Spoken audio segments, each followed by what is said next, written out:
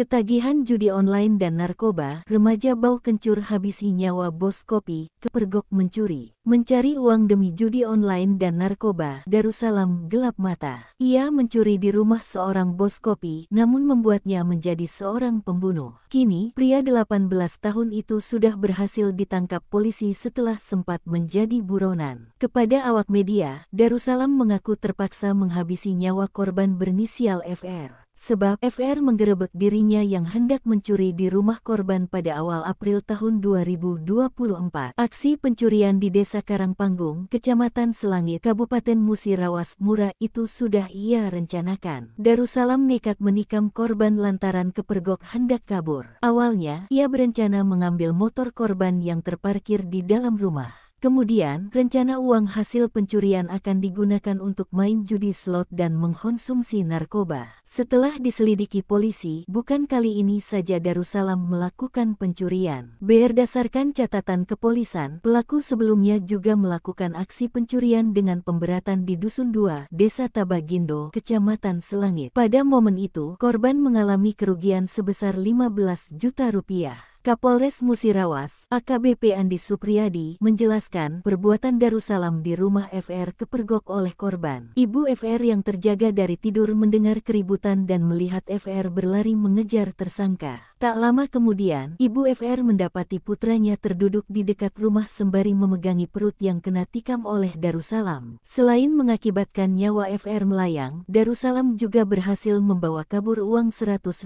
dari kediaman FR.